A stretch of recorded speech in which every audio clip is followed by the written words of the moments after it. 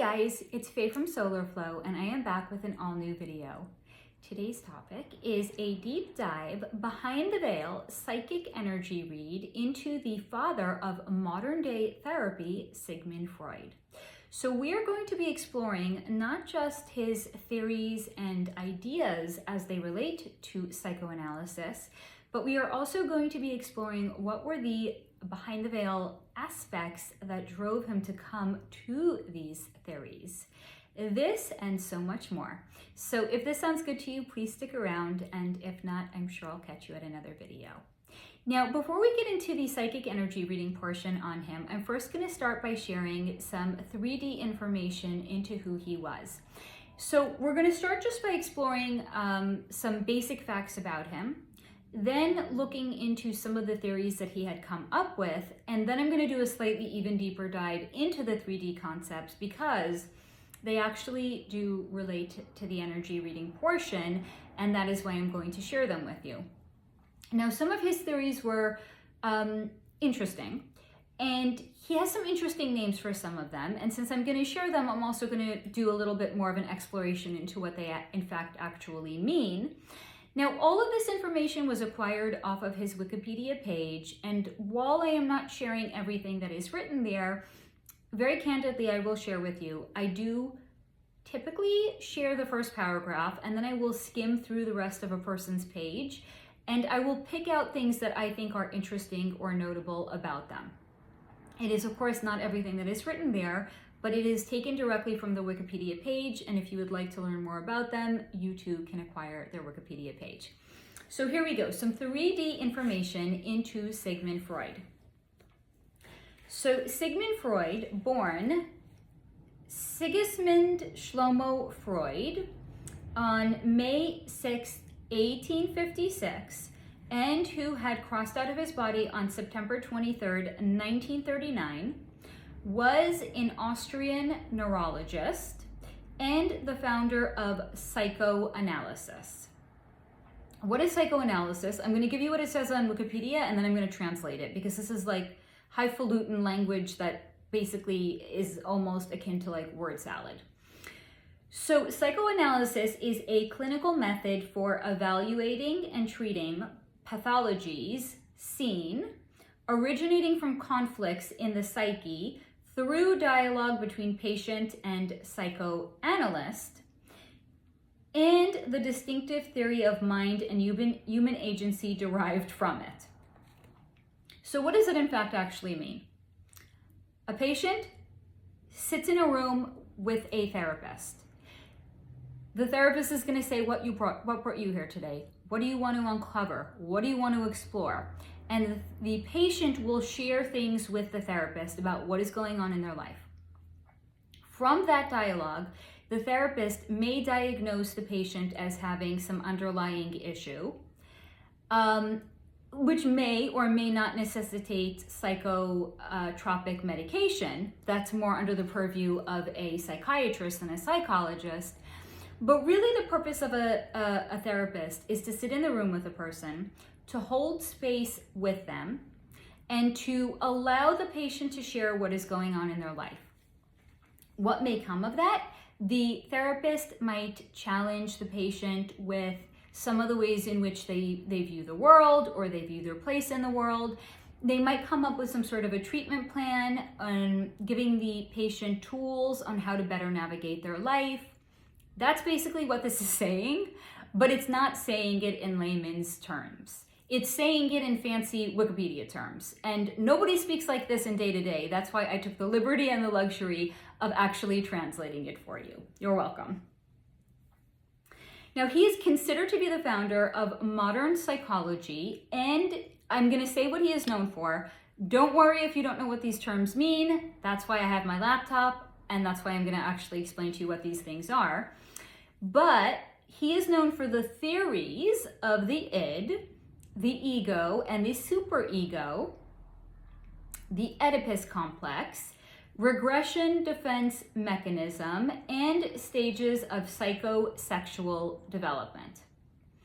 He was an early user and proponent of cocaine, which I found to be interesting, and that's why I'm sharing it with you. And he believed that it could cure many mental and physical problems. He wrote several articles about its medical application, including its use as an antidepressant. And again, I thought that was interesting.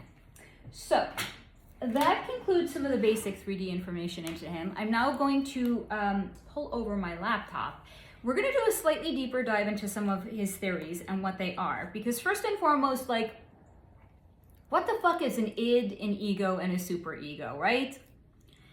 So we're going to explore some of that, but we're specifically going to touch upon the psychosexual development because that directly correlates to the energy reading on him. That is why I am including it. So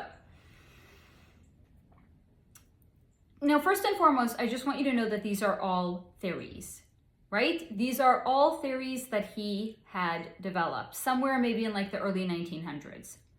Can we prove them definitively? No. They are theories. However, a lot of the modern day applications of what psychoanalysis entails is built on his theories. Okay, so in case you don't know what the Oedipus complex is, this is something that he has determined where there's the Oedipal complex and the Electro complex, and I always confuse now I remember what it is.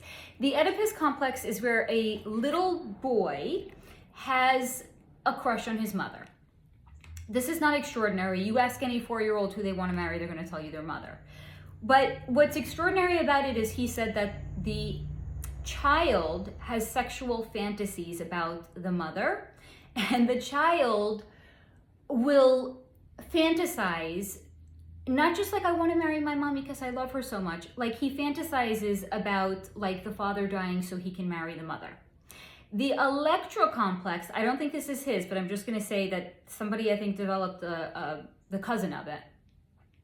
The Electro complex is where a little girl loves her daddy. She doesn't just want to say she wants to marry her daddy. She loves her daddy so much she has sexual fantasies about him, and she fantasizes about her mother dying so she can have a sexual relationship with the father. I am not making this up. These are actually theories that exist. Okay, some more theories. Freud's theory of psychosexual development proposes that following from the initial polymorphous perversity, don't even know what the fuck that means, of infantile sexuality, because according to Freud, infants develop some sort of sexual identity and sexual desires. Not making this up, it's on his Wikipedia page.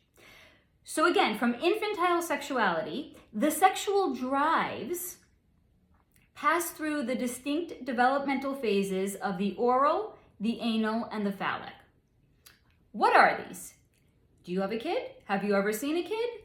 At a certain point, maybe 8 months old, a year old, every single thing that they encounter, whether it's a pen or a straw or Monopoly fucking money, everything that they encounter goes straight into their mouth. It's their way of exploring the world. But according to Freud, it's actually developed to a sexual development in their life. Everything they encounter goes straight into their mouth. And according to Freud, it's connected to their sexual development. So there's oral, everything goes into their mouth. There's anal, that's about 4 months when they're, I forgot what the muscle is called. There's a muscle in the anus that where you can actually, because before that point, like a kid, a baby, they're infants at that point, they don't even have the sphincter, I think that's what it's called. They don't have the sphincter muscle. When they eat, they just shit, they just poop, right? At 4 months, they actually develop it. And this is also in conjunction to when their diet may actually be changing. And at that point, especially like 6 months, if it's like baby-led weaning, when they're gonna start eating like solid food, so their poop is gonna change. So it's not gonna be like a breast milk or formula milk diet. It's gonna start to include solid food. So then they need the muscle to actually push the poop out. So he is saying at the point when an infant develops the anal capacity or the muscle to actually push poop out, that's connected to psychosexual development. Not making this up. And the phallic. Phallic is like anything that replicates some sort of a penis or is symbolic of it. Though these phases then give way to latency stage of reduced sexual interest, so when you're an infant, you have an enormous amount of sexual interest, according to Freud.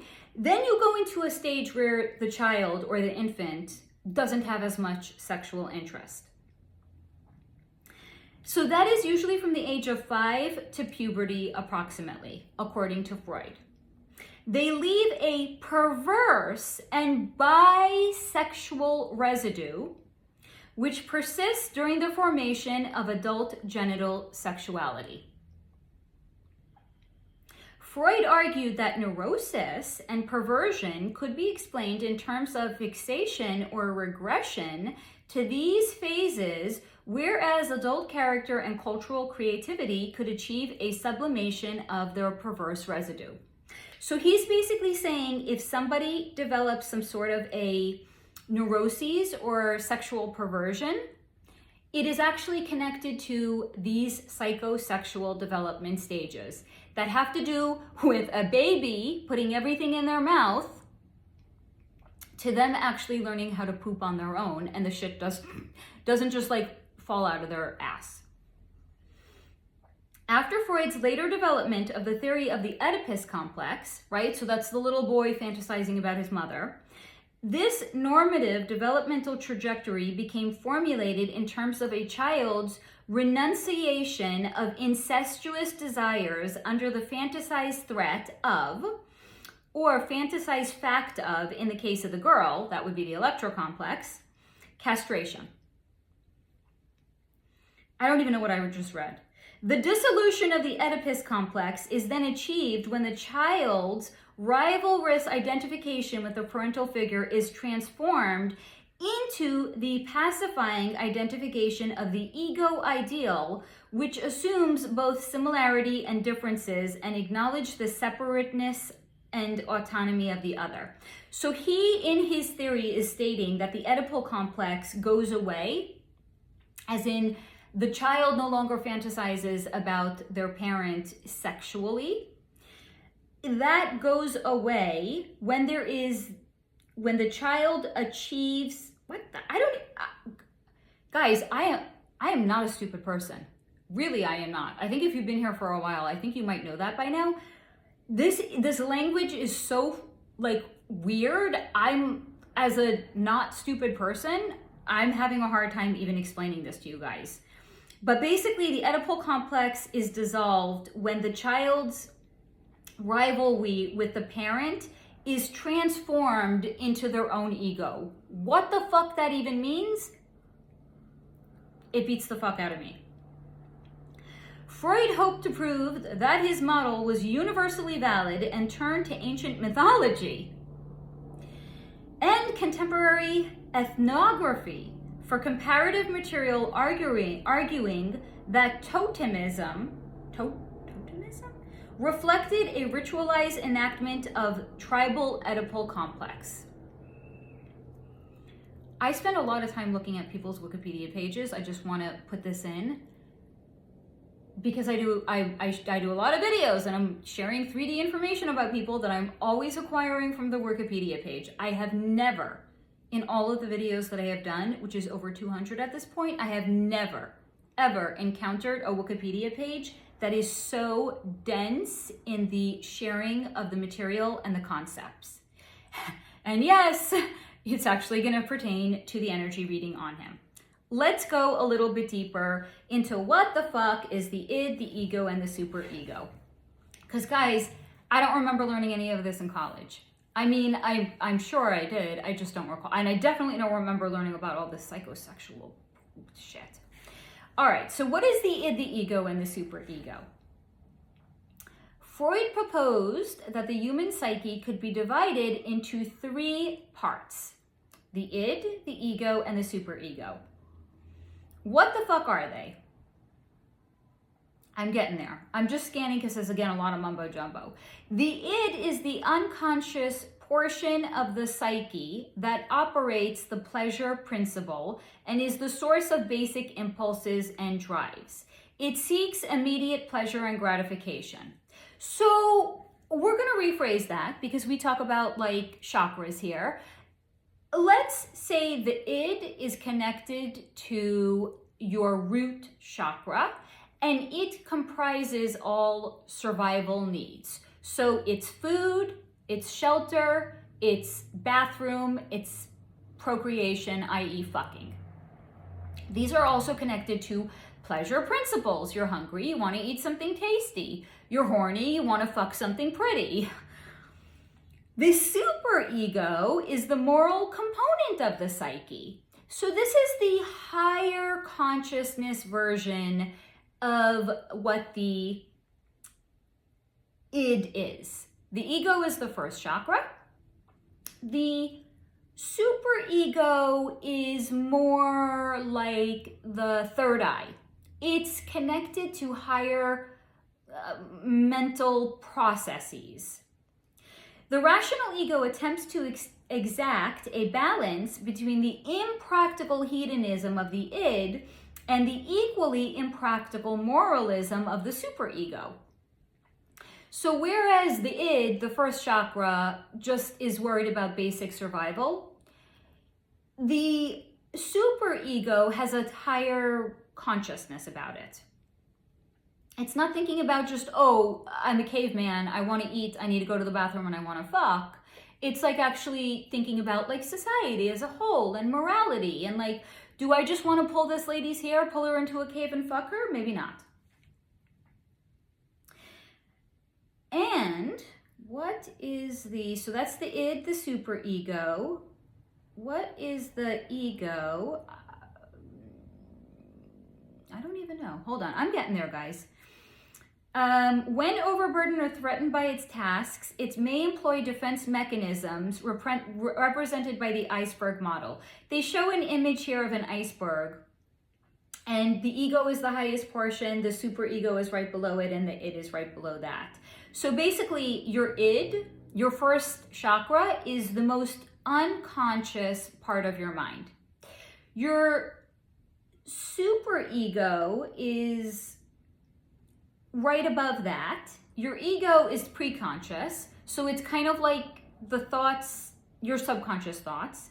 And then above that, we want to attain consciousness. That would be like connecting to your crown chakra. This is like the best I can do here in trying to like make sense of what I'm actually reading. Now, Freud believed that the human psyche is subject to two conflicting drives, the life drive of the libido and the death drive. So again, a lot of emphasis of his theories is based on like your first chakra. The life drive, okay, this is take other names and concepts that I don't necessarily think are necessarily important here. How many times can I say necessary in a short period of time? Apparently many. Now, he also developed theories about femininity and female sexuality, in his belief that women are inherently bisexual, apparently, and that a lot of neuroses come from repressed sexual fantasies that we may have. He also has some theories, I'm just going to scroll up a little bit more, on dreams, and he has theories, yes, so we have the unconscious mind, we have the conscious mind, his cocaine use, we already touched upon that, a seduction theory. What does this say? I don't remember reading this. There's something about seduction here. Something about, I can't say the word or I can't say them together. Something about childhood SA. So the first word of the S is sexual, and then I have to break it up. So the next word would be abuse. So there's something about that, and he believes these accounts, which he used for the basis of his seduction theory, but then he came to believe that some of these were fantasies. So basically, if somebody has memories of SA, they could in fact actually be fantasies of them having had SA committed to them when they were a minor. Again, I am not making this up. This is on his Wikipedia page.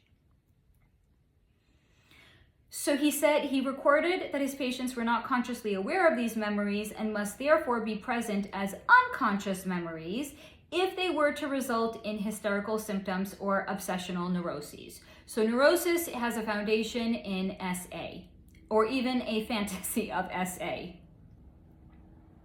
Okay, moving right along. I think that basically sums up just about enough of these theories that are going to connect us to the energy reading portion on him. So let's the fuck go.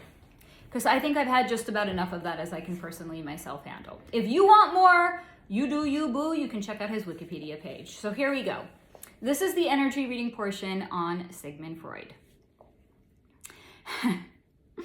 As soon as I connected to Sigmund Freud's energy, he shared with me he was sex obsessed. Any surprise? This is why I spent all that time reading to you what is on his Wikipedia page. I'm also going to remind you, I do not ever do research on a subject before I do the energy reading portion on them. I never, ever want to be influenced by anything that I read. I channeled this information this morning when I sat down to record. I wrote this up in this notebook so I could share it with you. And then while I was going through his Wikipedia page, I was like, okay, now, this actually directly connects to so much of the energy reading. Why don't I share a little bit more? So Sigmund Freud, according to his own admission, was sex obsessed. Is it any wonder? Look at the theories he came up with. He shared with me he was fascinated by it.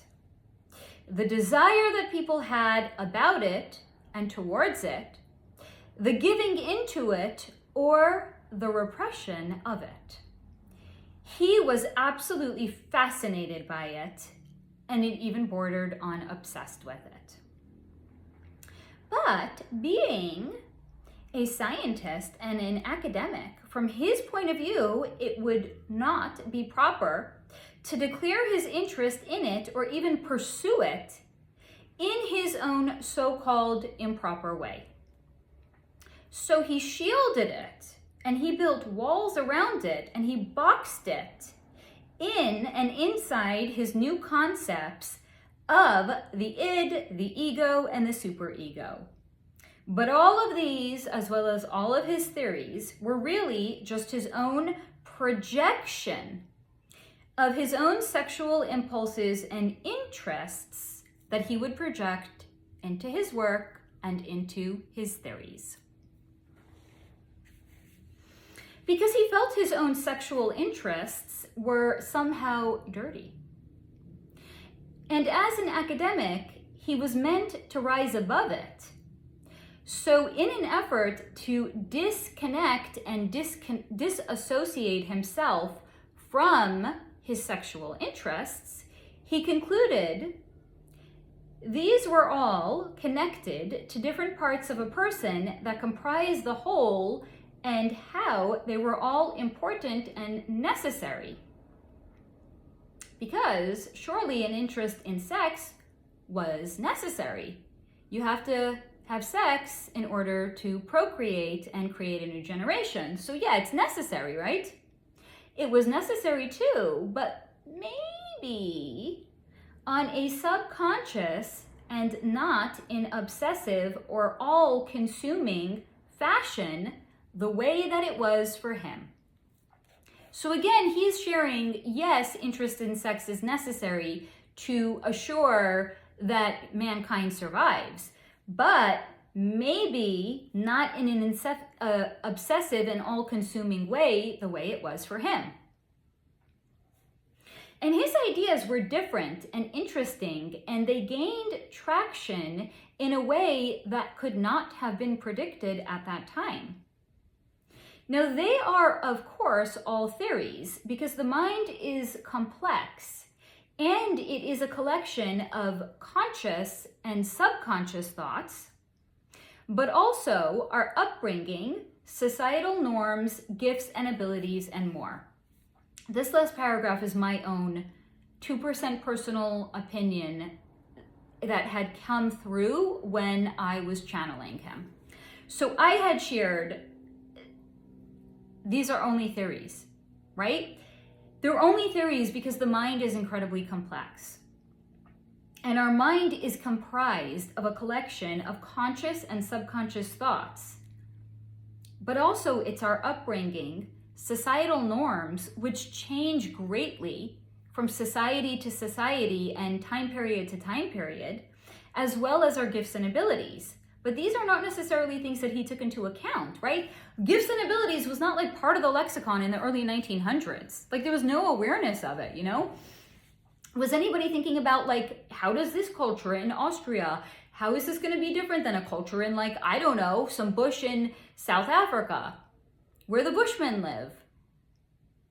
So there was no taking into account how all of these things would be different based on the location and the time period.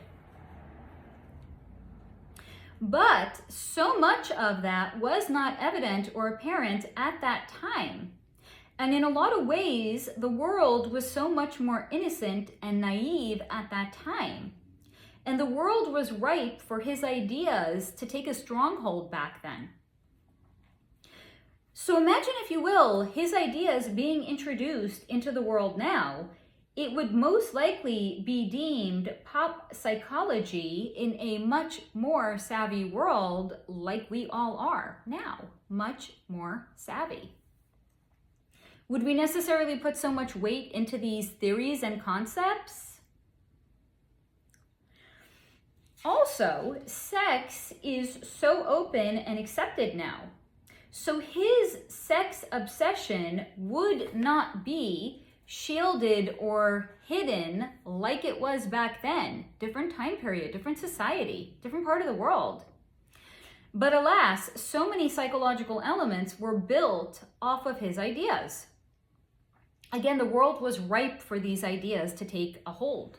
Because by today's standards, would any of these even have been developed as theories? Would any modern day psychological elements be built off of them? Like, sex is not repressed as it was back then. So like, if somebody is sex obsessed, would they have to build all of these psychological constructs around it to shield themselves from how uncomfortable their interest and pursuit in sex is? That it's kind of debatable. Now, he had shared with me he was a bit of a fish out of water because he did not accept all parts of himself. And that influenced the way he saw the world as well as the mind itself. So it's at this point, you know, I got to look around his energy. I kind of, 2% personal opinion of my own ideas had kind of bled into the reading. And I was like, you know what? I want to talk to him himself. I don't want to look around his energy. I don't want him to share things with me. I got questions. I need answers. I work for you, the people. So I got questions. He's going to answer them. So I asked him how he feels about modern society. And he shared with me he is surprised by it. But not always in a good way. Because he thinks there's a lot of sexual dysfunction as people now are too open about it. And he has concluded they are too open about it because their whole life revolves around it. And their whole life is the pursuit of sex and using people just for the sexual gratification, and that the act of sex itself seems to no longer have any value. And this surprised me, right? This is the man that had so much. What was the first thing he shared with me? He was sex obsessed.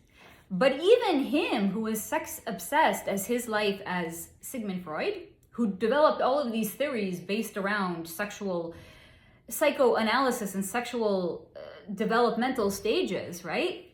Even he thinks that there is a lot of sexual dysfunction in modern day life. So it's almost like we've gone too far in the other direction. We've not course corrected. There's no middle ground. There's no happy medium. We went from a sexually repressed society to a society that revolves all around sex. This is according to Sigmund Freud. And people are using people just for the sexual gratification, and that the act of sex alone has no more value. So people aren't having sex for the sex itself, he clarifies, but the orgasm that they will achieve at the end of the sexual act, and how they will try different partners to see which one elicits the best orgasmic response for them. And it's all a bit disturbing to him how sex itself seems to have lost value to people, because it's all about the pursuit of the orgasm. Now, I don't think he's necessarily speaking about all people. I'm going to take liberties with actually what he had shared with me. He's a man sharing a man's point of view. He was also, in his life as Sigmund Freud, coming up with these theories in the early 1900s, right? I don't know what it was like back then. Was there, maybe some of you know, was there an equal attention given to the sexual satisfaction for the woman? I don't know. Like, I think it's probably even, again, 2% further personal opinion, I think it's still incredibly lacking now in today's day and age.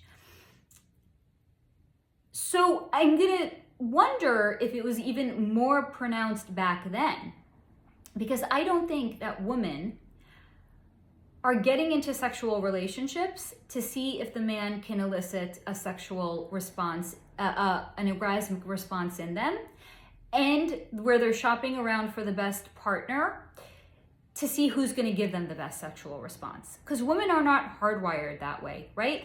We are hardwired in wanting to find a man that's going to be a good protector and a good provider for us, even if it's not like financially. You know, like, we're hardwired back from the days when we were hunters and gatherers.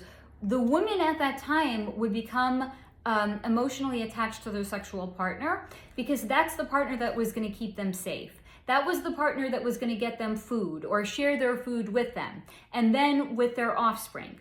We are hardwired differently. Men are hardwired with the pursuit of wanting to spread their seed like Johnny Appleseed. It's just not apple seeds, it's their sperm, because that is what is going to assure the continuation of mankind. We are hardwired so completely differently. So women are not hardwired to shop around for the partner that's going to give them the best orgasm. But men are hardwired that way, because that is how you assure civilization goes on. It's through the orgasm, and it is through their sharing their seed around the world and repopulating it. So this is, again, shared from his point of view, right? This is him sharing, Sigmund Freud sharing, it's his energy at least anyway, sharing that he feels like people are shopping around for who's going to give them the best orgasm. Again, he's talking about men. He is not talking about women. So he feels, or he questions rather, how lost must these people be to themselves that they have lost so much of themselves and so much of their interests outside of pursuing the most pleasurable orgasm, as if there is nothing else outside of the most pleasurable orgasm. So he's like, yeah, I'm going to extrapolate his meaning. Ida might have been sexually repressed, but at least we, as a society back then, we had interests. We had interesting discourse and dialogue. And from his point of view, it's like this culture, this day and age, we are like, if he was sex obsessed, this is like beyond. This is like beyond the pale of sex obsession. Because according to him, people are so lost to themselves and their interests outside of pursuing the most pleasurable orgasm. Again, men. Not that there's anything wrong with them. I don't think there's anything wrong with the patriarchy, and I don't think that masculinity is toxic either. I won't have any aspirations put upon my character. So he concluded neither is totally healthy. Repression, as in his day and age, or pursuing nothing outside of it. So I ask, I'm such a troublemaker, I ask what he thinks about the trans agenda. Now, this is not naturally occurring trans identification, because this is a thing, I've looked into it, it actually does naturally occur. It is a attachment to a previous lifetime where a person did not get to have the full expression and experience of living what their gender was. So it could, for example, be somebody was unalive before they had the opportunity to become a mother. They're born into this lifetime as a man, and all they can think about is, man, I didn't have the full experience of what it's like to be a woman. So they feel as if they were born into the wrong body in this lifetime. So this is a naturally occurring thing. It happens on a soul level. So there's the naturally occurring things, that is an over attachment to a previous incomplete lifetime. And then there's the trans agenda. And they are two totally separate and distinct things. The trans agenda is, you literally have influencers getting up on TikTok talking about how they identify as non-binary, or they identify as, I don't even know. And then there's like cisgender, that's where you identify as what your biological gender is. There's people who identify as the wrong body, like, right, it's just so, it's way, way more than I know. I just know that there's an actual trans agenda. So I asked him what he thinks about the trans agenda, not naturally occurring transgender identification. He shook his head and he says, no comment. So clearly he is not a troublemaker like I am.